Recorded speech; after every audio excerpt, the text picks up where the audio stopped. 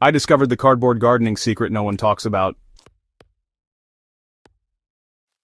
For decades, gardeners were taught that creating a new bed meant endless hours of digging, breaking sod, pulling stubborn weeds, and turning compacted soil with heavy tools. It was hard, exhausting, and often discouraging. But what if there was a way to skip the digging, silence the weeds, and let your soil come alive naturally? That's where the secret of cardboard composting enters. A simple, sustainable method that transforms waste into a thriving foundation for your garden. This guide is designed for Soil and Crop Central viewers who want to grow smarter, save energy, and nurture the soil without backbreaking work. Once you understand how cardboard works beneath the surface, you may never go back to traditional digging again. At first glance, a discarded cardboard box doesn't seem like a gardener's best friend. Yet, beneath its plain brown surface lies one of the most effective tools for creating fertile, weed-free beds. Cardboard does three things at once. It blocks sunlight to suffocate weeds, it holds moisture to keep soil from drying out, and it decomposes into food that worms and microbes devour. Unlike plastic sheets or landscaping fabric, it disappears naturally, enriching the soil instead of leaving waste behind. When laid down on the ground, cardboard creates a protective barrier that encourages life beneath it. Worms move in quickly, chewing through the damp fibers and leaving behind nutrient-rich castings. Microbes thrive in the softened, shaded soil. And because the weeds are starved of light, they quietly die back, making room for your chosen crops. Not every box will do. The cardboard you use needs to be plain brown and free of coatings or heavy inks. Shipping cartons, grocery boxes, and appliance packaging are ideal. Before laying them out, strip away every piece of tape, plastic, and staples. These won't decompose and will only create problems later. Larger sheets make the job easier because they leave fewer gaps, but smaller pieces can be overlapped. The goal is a solid, unbroken blanket over the soil. By overlapping at least 6 inches, you ensure that no persistent weeds sneak their way through the cracks. The beauty of this method is that you don't have to remove the grass or spend hours pulling weeds. Simply flatten the cardboard directly onto the ground where you want your garden. If the soil beneath is dry or the cardboard is stiff, soak it with water until it's damp. This makes the sheets pliable, helps them settle against the soil, and begins the process of decomposition. A good rule of thumb is 1 gallon of water for every 2 square feet of cardboard. This precise measurement is enough to soften the fibers and activate the microbial life without turning the ground into mud. Once soaked, the cardboard forms a snug, weed-proof layer that stays in place under the weight of the material you add next. Cardboard by itself won't grow crops. It needs a nutritious covering on top. Here's where you have 2 main paths. Some gardeners prefer to build a slow bed by layering grass clippings, leaves, compost, and manure on top of the cardboard, allowing the system to break down for a season before planting. By spring, this method creates rich, crumbly soil without ever touching a spade. But if you want immediate results, there's a faster option. By spreading a 3 to 4 inch layer of enriched garden soil directly over the damp cardboard, you create an instant planting zone. The enriched mix, often blended with sand and manure, provides loose, fertile ground for seeds and seedlings to take root.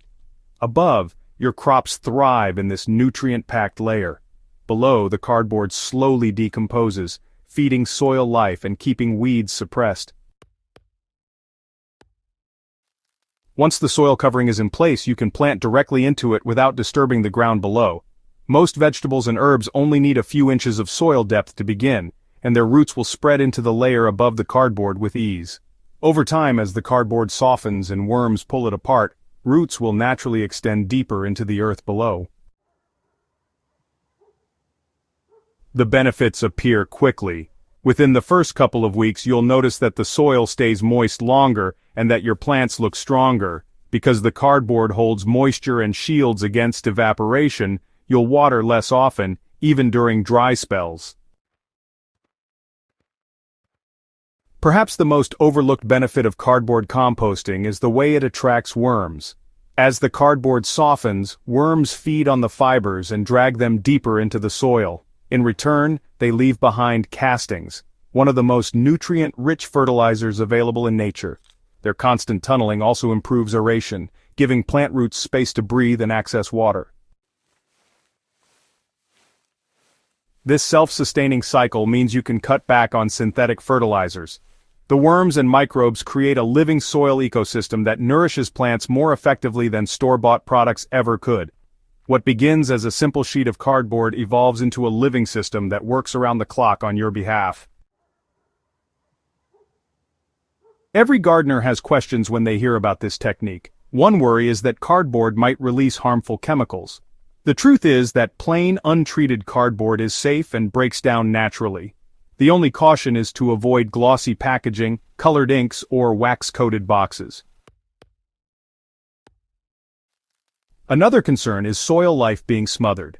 But in reality, the opposite happens. Far from cutting off oxygen, the cardboard actually creates a shielded environment that allows beneficial organisms to thrive. As long as you overlap sheets properly and use a 3 to 4 inch soil layer above, weeds won't push through and the soil will remain vibrant.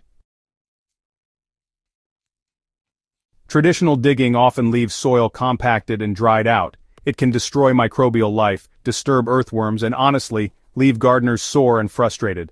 Cardboard composting flips that experience on its head. Instead of fighting the soil, you work with it, protecting, feeding, and encouraging it to come alive.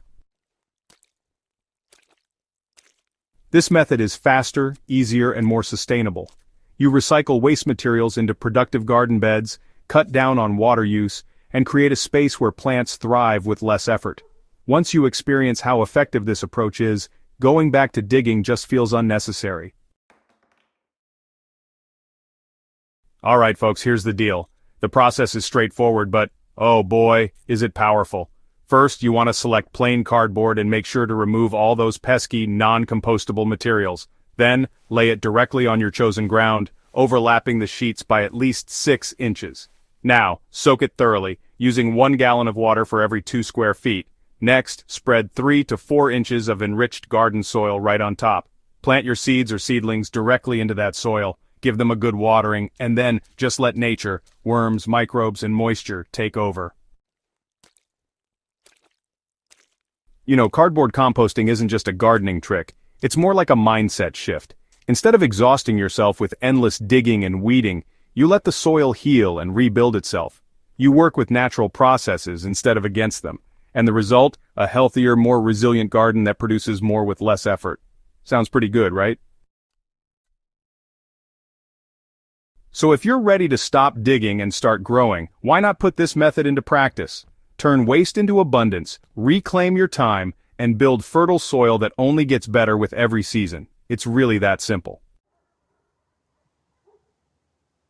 For more practical, hands-on gardening strategies like this, be sure to subscribe to Soil and Crop Central and share this guide with a fellow gardener who needs to hear it. Together we can spread smarter, greener ways of growing.